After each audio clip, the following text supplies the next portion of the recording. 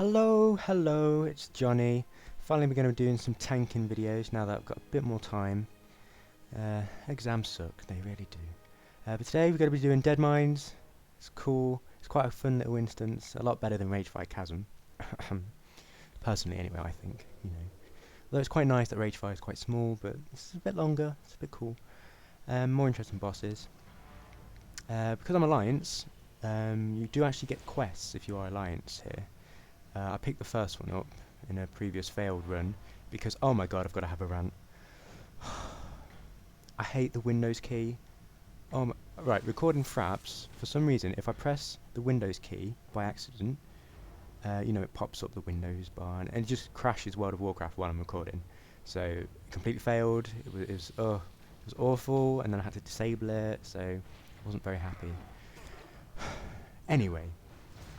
The main gimmick here is you have these barrels at the minute that explode if you attack them and stun enemies. I don't know if they stun you actually, but yeah, you can use them if you want. It's optional. It helps sometimes. I just tend to just go in there. You know, screw that. You know, I'm hard as nails. Hard as nails.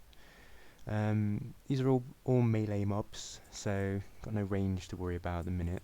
You're sleeping on the job. What the hell? Yep, start off with Rend on the big guy, Thunderclap to get everyone covered in Rend. That was quite useful. And these kobolds, they're just normal mobs, so you haven't really got anything to worry about with them. These are slightly tougher, so be careful with your aggro here. Make sure they're on you basically, and try and focus one down at a time if you can. That's good practice to do. Yeah, other than that. Just doing the old shield slam, Rend. It's all gravy. It's all gravy. Now this is the first boss. It is Glubtok. Yeah, he's an ogre. He's an ogre. Ogre Magi. And he does a few interesting abilities. And I actually fail here quite a lot because I forget to turn on a specific option which really helps in this fight. I'll show you that when it comes to it. Although it's just mainly tank and spank at the minute. I would tell you what that does, but I can't really see it because of the option. Here we go. Yeah, make sure you turn on projected textures, because if you notice here, if you enable it, it just shows where things are gonna fall down and stuff. It makes things a hell of a lot easier, and I didn't have that on, so I had no idea what was going on. But pretty much tank and spank. Stay out of the way of anything that goes on the ground, and you should be fine. And he disintegrates into a pile of dust. Lovely jubbly. This little section here, I think it introduces a mechanic where you get drunk, which blurs your screen. It's not very pleasant, makes my eyes go funny, but other than that, I think it's fine. Here we go, Drunken Haze, there we go. It's not good. I think probably reduces your chance to hit or something. I don't know. Didn't seem to make much difference to me as I was going through. Again, they're not ranged, so just get in there, use your Thunderclap, rend them all. It's all good. Another interesting mechanic of this dungeon is you see the monkeys spread around, mining monkeys. If you attack them, they become aggressive and start attacking you. They don't do any damage, essentially. It's not much at all. But if you free them, if you click on the ball and chain, then it actually frees them and they become allied to you and help out. So it's up to you what you want to do. Yeah, so other than that, there's nothing much interesting in this tunnel. Yeah, notice how Thunderclap actually aggroes them and makes them attack you. But they're not a big deal. That was a ridiculous death emote. I'll get a few upgrades in this dungeon actually. Those gauntlets being one, which I was quite happy with. I think I actually get a sword. I'll point that out when I get it. That's good. These are a little bit tougher. They've got a fair amount of HP, but nothing to worry about. Just keep tabbing between them, keep clicking on them. Use shield slam between them just to make sure you got threat on them all and they don't come off you. And you should be fine. I mean, I think I'm actually the lowest level character in this dungeon, and I'm handling it fine. Notice that bow was actually an upgrade for me, but as it didn't have any stats, I just passed on it because I couldn't be bothered with it. As you go through here, you get a new quest automatically, so accept that. That's to kill this boss over there. Now, the important thing is about this room is that it's got quite a lot of monsters spread around, and you really need to deal with them before you take on the boss. So I'm just going to pull this guy with the gun. You can just taunt it, or you could fire that barrel just to stun him. Either way, just try and empty it. I think there's 4, and this is the second one just going down. Third one's over there. I was like, what the hell, but it doesn't matter. And the fourth one is just to the left, top left here, just behind that corner. Just make sure you get that, because it's a nasty surprise if it comes, with the boss. It's just one thing to worry about, isn't it? So I'm gonna get this. Gonna taunt it towards me. Just take care of it. Now, this boss is quite fun. There's a few interesting things that it does.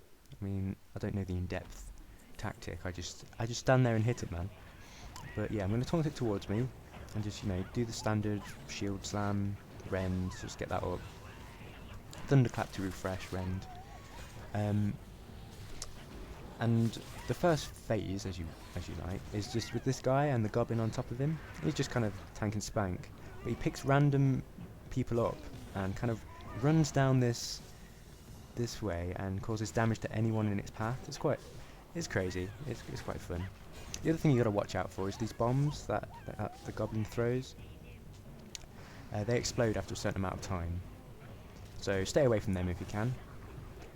And then finally, once you kill that hobgoblin guy, the goblin kind of goes mental and starts attaching itself to your face and just keeps it's quite an interesting mechanic actually, but it keeps jumping between all the party members, dealing damage to them. Just follow it around and just kill it while avoiding the bombs. And that's all that is, that boss. I actually need on this because I think it's slightly better, I think, DPS wise, and I quite like crit, so the more crit you have, the more threat you deal, the more damage you deal. It feels good. These sets of mobs, the evokers, invokers even, they're ranged, so I usually go straight to them. And they power up other monsters around them. You might have seen that, they channel it. So be wary of that. If they are charging up someone around them, make sure that that monster is attacking you, because it's probably dealing a lot more damage. Other than that, it's not really much to worry about. Making sure my talents are up to date. So yeah, we're going through it quite well, at a fair pace. So I go straight for the ranged, I rend it and then thunderclap, so that everyone's got rend, and that's groovy. Other than that, it's not too bad here. Keep looking around, that's always a good thing to do. Use the left mouse button to move the camera behind you, make sure everyone's okay. Ideally as a tank you want to keep your eyes on everyone's health, as well as your own of course, and as soon as you see someone taking too much damage, you know something's wrong, and you've got to turn, see what's attacking them, see if you can do anything about it.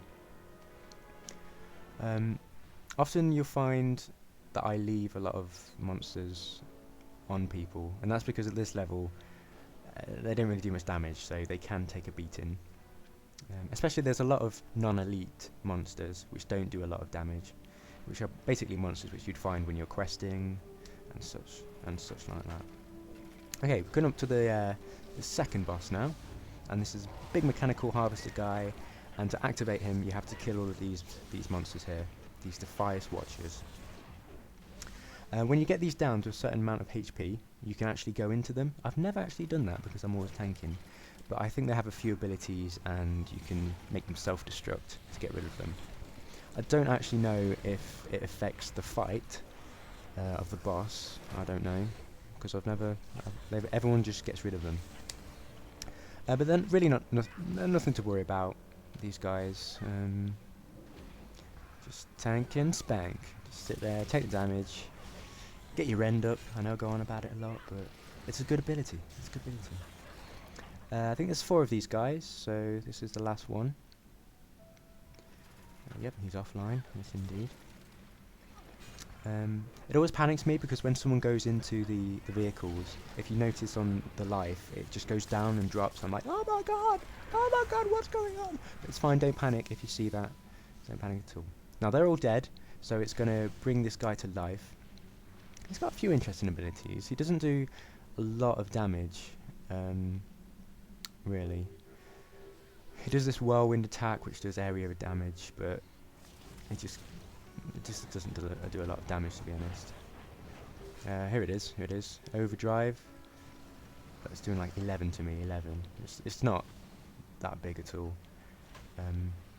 So just keep doing damage, and once he stops that, he'll go straight back to you, or the person who has the most threat. So you don't really have to worry about that. Just keep attacking it, keep following it around. That's basically it. It can one-shot people. I think this harvest is quite dangerous. It can be anyway. It goes straight for someone, and that's not good. That's not good. But we didn't have any problems. You know, just keep attacking it, keep the DPS up, and it's all good. Now I'm actually going to put this into 2 parts because YouTube won't allow us to put videos longer than 15 minutes, which is so annoying. So yeah, stay tuned. I'll put the second part up with the first one. So yeah,